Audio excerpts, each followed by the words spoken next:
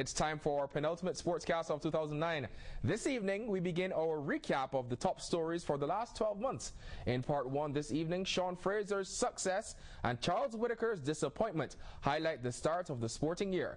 Time for 2009 Rewind.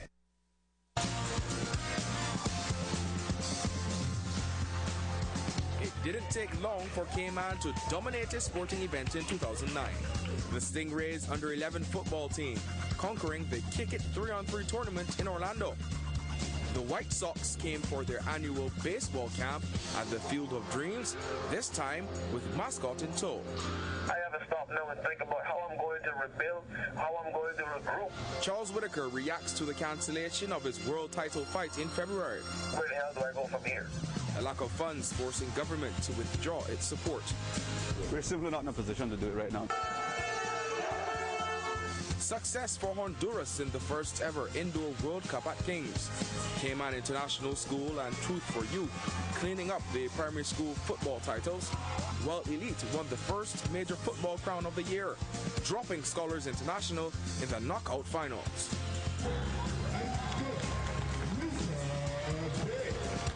MVP Mita Day leads Storm Quick Cash to the Ladies Basketball Championship in March. Fast bowler Conroy Wright propelling Bayreuth to the 2020 Division I crown at Smith Road. To the beach, the region's best volleyballers came to town for the first leg of the Norseca Beach Volleyball Circuit. The public beach was buzzing with activity. In the end, the Americans and Cubans dominated. John Fraser in lane 6. Fraser, 131.70. Sean Fraser whipped us all in a frenzy at the end of March with his double triumph at the NCAA Division I Championships in the United States. It was always one of my goals in my swimming career to win a national championship, and you know, just to win one was enough, but to win two was much more than I could ask for. So.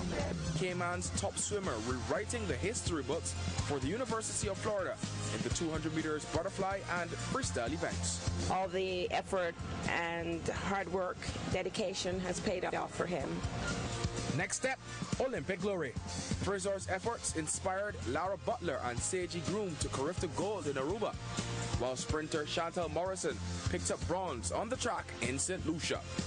The under-20 rugby boys assembled for what would be a tough African trip, losing heavily to the experienced nations. Back home, Elite celebrated their first ever Premier League title. Everybody worked to each other. That's what got us where we're at now. In cricket, a spanking new Jimmy Powell Oval was reopened in West Bay.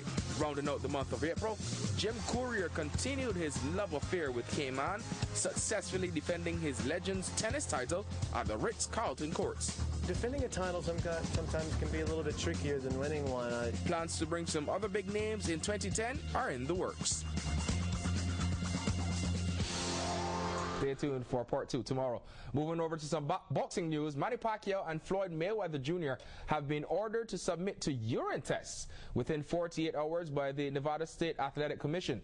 The pair were due to meet in Las Vegas on March 13th, but negotiations for the fight stalled last week because of a row over blood testing. The two boxers must submit to the test or face possible fines or suspension. Pacquiao has vowed to sue Mayweather for suggesting he takes performance-enhancing drugs and is reportedly looking for another opponent. But late yesterday, Pacquiao's promoter, Bob Arum, said he's still trying to save the fight against the undefeated American.